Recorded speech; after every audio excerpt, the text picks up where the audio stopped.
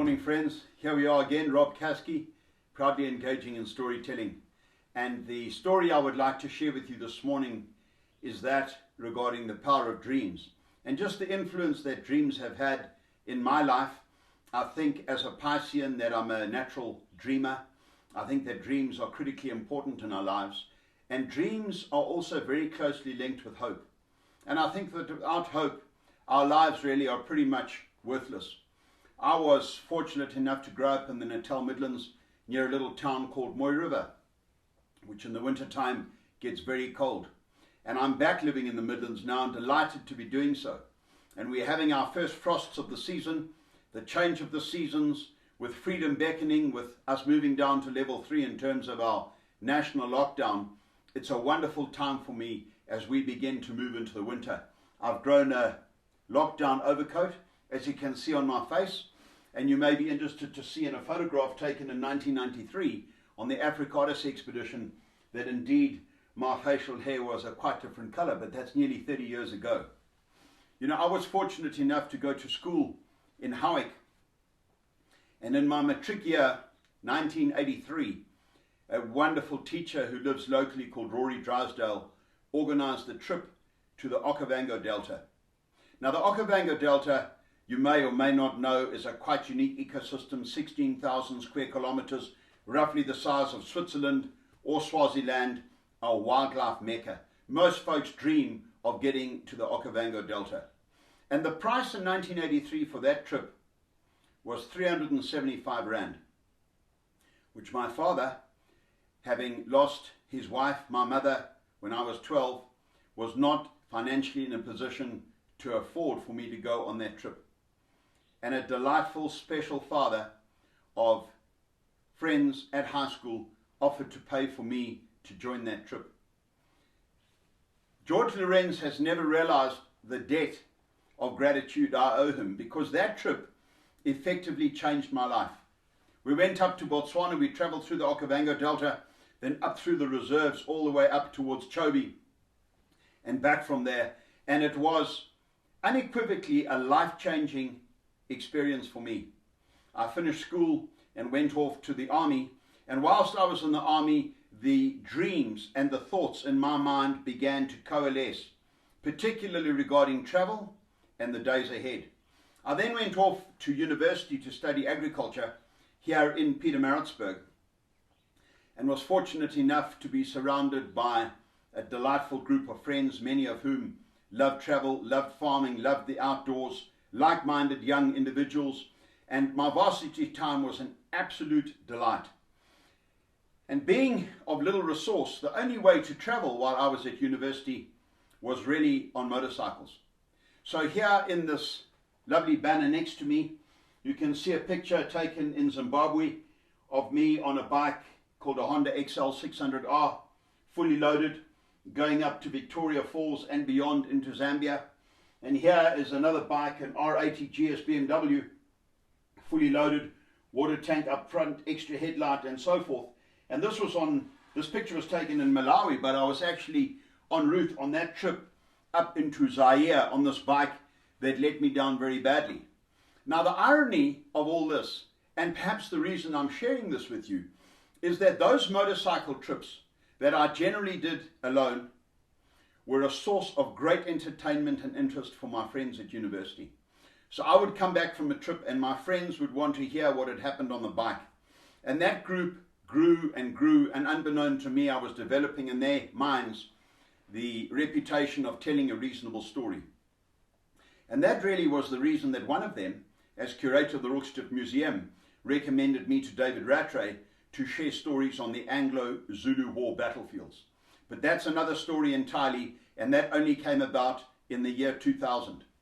Back to my thoughts at university that had begun to coalesce whilst I was in the army regarding travel.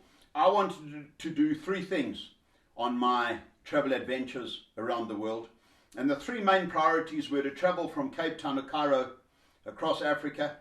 The second was to walk in the high Himalayas on the Nepal-Tibet border.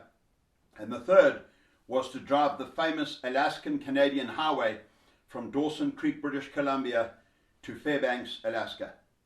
Now, as a backpacker, In those days, on a South African passport, the idea of working anywhere was very, very difficult. So generally any work that was performed illegally. We were paid in cash, and I was trying to collect the funds to fund that trip as that trip developed. When I left university, my love of the Okavango Delta still absolutely clear in my mind.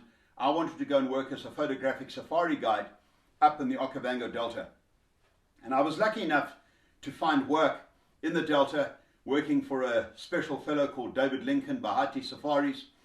And then in the quiet times, we worked with wilderness safaris, leading these large mobile safaris. At that time in Botswana, most of the safari industry surrounded itself around big trucks that would go out with guests and set up a camp.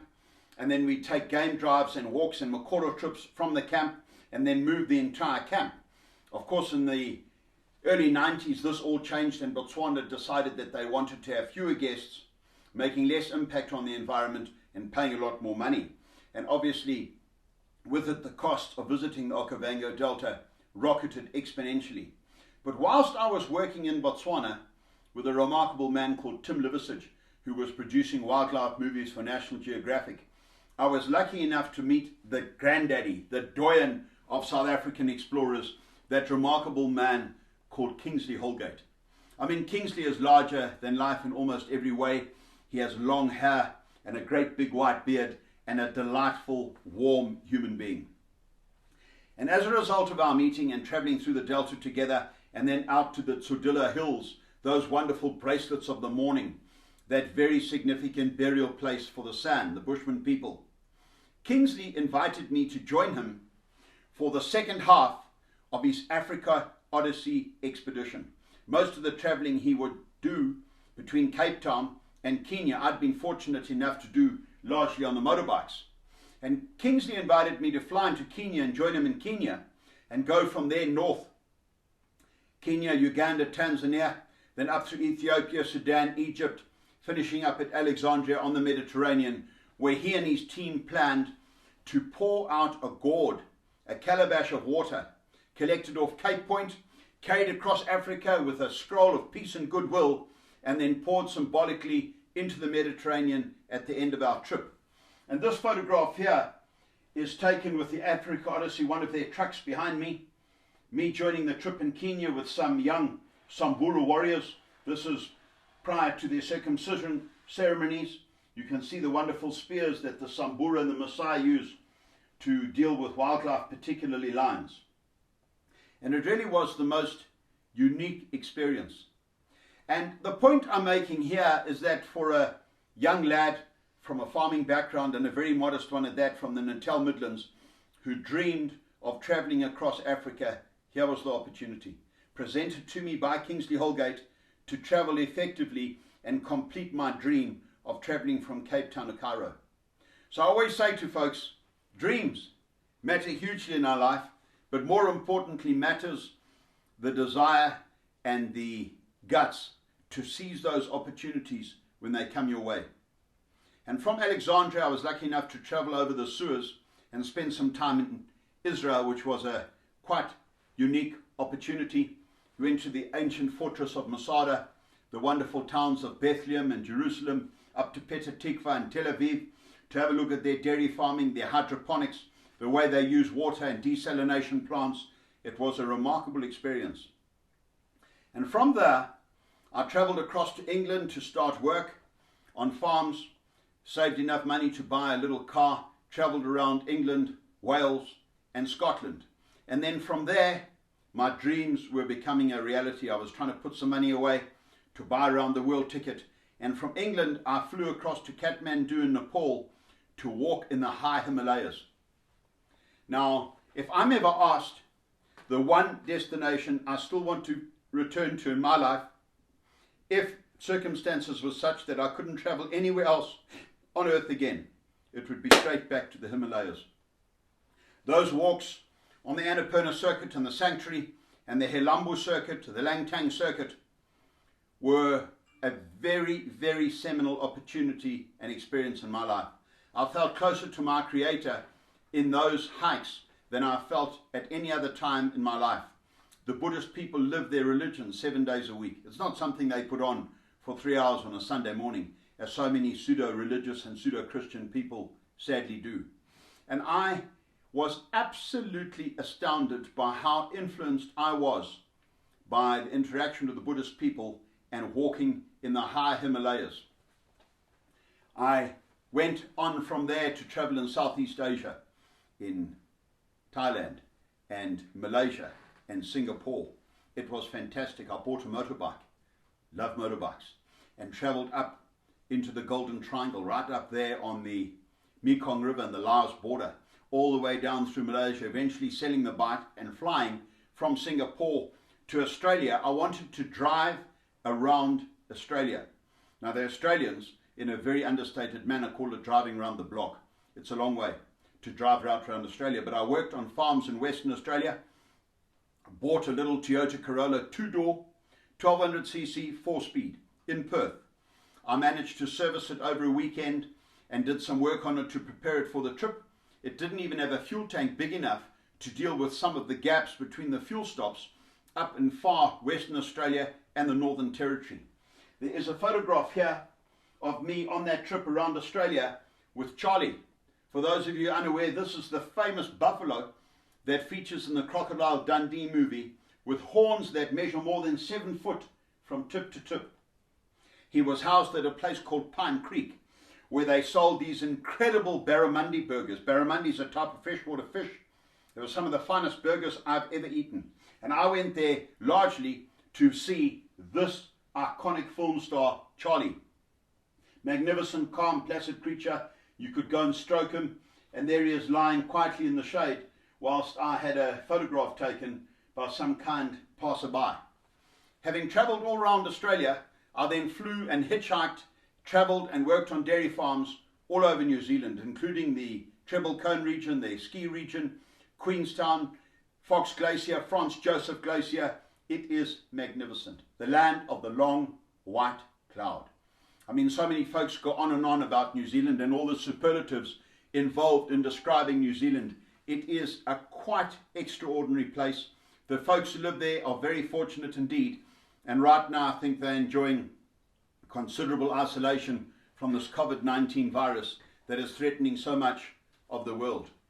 From New Zealand, I flew to Hawaii, which, despite the press and all the attention that Hawaii gets, was probably the worst experience I had in my entire backpacking sojourn of 4 years around the world. The heat and the humidity alone was too much. Bed bugs in the backpackers, got terrible septic sores all over my back and my legs. Couldn't wait to leave. Changed my air ticket to leave earlier and flew to Los Angeles. Worked in commercial landscaping in Northern California for a big company called North Bay Landscaping, saving money once again. Eventually bought a little camper van.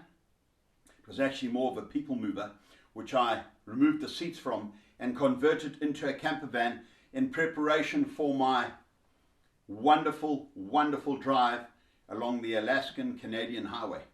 Now, for those of you who may be unaware or may not have listened to my talk on the Alaskan-Canadian highway, it's 1,523 miles. That's more than 2,400 kilometers from Dawson Creek, British Columbia to Fairbanks, Alaska. This is a road that was pushed in a record of 8 months in 1942 to link the lower United States with Alaska across the Bering Strait with their ally at the time, Russia, on account of what had happened at Pearl Harbor when the Japanese Air Force bombed the fleet in Pearl Harbor, and they were afraid of the attentions of planes coming off aircraft carriers in the ocean and being able to strafe convoys and military supplies on the highway. So the highway had to be placed far enough inland to avoid the attentions of planes coming off aircraft carriers. It was a remarkable experience. You must know what it's like to drive down this road, built iconically in 1942, and to see bears and wolves and elk and moose crossing the road. You get out at the Liard Hot Springs. To walk up and enjoy the hot springs, you've got to be aware that they're bears. There have been horrible bear attacks in that area. Your food at night has to either be sealed up within your vehicle or put up in a tree in what they call a bear-proof container. For somebody who loves the outdoors and the wide open spaces and the allure of the open road, I want to tell you that driving the Alaskan-Canadian highway was a tremendously special experience. And then I put my vehicle onto the ferries, the marine ferry system, and came down on the inside passage. All those little towns like Juneau, Haines, Skagway, Whitehorse, and eventually got off at Prince Rupert and drove out across Canada. It's a mighty place. 5 time zones across Canada, all the way across to a little town called Lloydminster on the Alberta-Saskatchewan border, where I worked for a delightful farming family by the surname of Symes for the Canadian winter. For those of you who haven't experienced a Canadian winter, all the water troughs have elements in them that are plugged in electrically to stop the water freezing that the livestock can keep drinking. We have big gas burners to warm up the fuel tanks, the engines, the batteries and the tires after a cold Canadian night, because the huge farm machinery that we were using, standing all night, you end up with a completely flat spot, a frozen flat spot on the bottom of the tire. So when you drive off, you get the boom, boom, boom on the flat spot. So you tend to warm up the air in the tires before you set off. It was an incredible experience, learning and seeing how these wonderful folk deal with the cold, and imagining how folks like the Inuit deal with the cold in the far Arctic polar regions, and indeed how explorers and subsequent scientific personnel have learned to deal with the cold down south in the Antarctic. Now, I've always been intrigued by the Antarctic. It's an area that I have been fascinated by. I think that I have a very deep interest in human beings. I have a deeper interest in the behavior of human beings when the chips are down. And in terms of my storytelling, I like to believe that I don't really tell stories about matters historical, but I tell stories about human beings. And the stories about early Antarctic exploration beg a belief in terms of the epic of human struggle and the triumphs of human spirit that they offer us. Now, the Antarctic, as you probably are aware, is an incredibly difficult place to visit. The season for visiting by ship is basically 3 months in each year. The ships then work as your base or your hotel to get you across the dreaded Drake Passage or across the oceans from New Zealand into the Ross Sea on the side of Antarctica, where most of the expeditions to the South Pole were initially launched from. But I have dreamt for an awfully long time of getting down to Antarctica. So in 2008, I made the deliberate choice and decision to start researching and telling the stories about Scott, Amundsen and Shackleton, with all the centenaries coming up. Amundsen was December of 2011, Scott was January to March of 2012, and Shackleton's incredible endurance expedition would celebrate its centenary 2014 to 2016. And I wanted to become good enough at those stories that hopefully someone in the audience would hear me telling stories about these early polar explorations and decide to invite me onto a ship to share the stories with guests on board of the ship. So it was a very deliberate process to try and achieve that. I started to tell these stories, land-based venues at conferences, dinners, schools, charities. Then a remarkable fellow called Justin Watridge, who's the MD of Steps Travel in England, put me in touch with a delightful human being in Cape Town called Patrick Woodhead, who's got a company called White Desert. And White Desert invited me on the 14th of December of 2011, which, if you know anything about Antarctic exploration, is the centenary of Amundsen attaining the South Pole, which he did with his team of Norwegian skiers at 3 p.m. on that auspicious day. And we flew in a Russian Ilyushin jet from Cape Town all the way down to Antarctica. It's basically a cargo plane. You couldn't see out, there were no windows. Your only link to the outside world was a TV screen on the front of this compartment in which we sat with all the gear. And then you saw the little white strip coming up in this expanse of ice in Antarctica. It was a glorious day. It was about -9 degrees with no wind. I had been challenged by many people to go down to Antarctica and to get out the plane in shorts and a shirt as I'm wearing today, as I do often in the morning of the early mornings, milking cows, as had been my way all those early years on a dairy farm. Well, here's a picture of me in shorts in Antarctica. All those who dared me, I'm ensured that they would pay a hefty fee to a charity of my choice to see pictures of me dressed in this manner down in Antarctica. And that really was the beginning of another incredible dream fruition for me. 2011. I've been going to Antarctica every year since, in some years a number of times with different contractors and different ships, to share the stories of yesteryear and these incredible expeditions, along with those who explored around the Antarctic Peninsula, Graham Land, the Bransfield Strait, and so forth. And I guess the point that I want to make in all this is that really dreams are possible and do come true with very, very little resource, but a great deal of ambition, dream, hope, and the determination to seize opportunities that came my way. I've been lucky enough to realize the most incredible dreams in this journey. And I would like to share more of these experiences and more of these stories that I'm fortunate enough to share around the world with you on this platform. I hope you will continue supporting me on Patreon, and I look forward to our time together. I hope you've enjoyed this. Thank you very much indeed.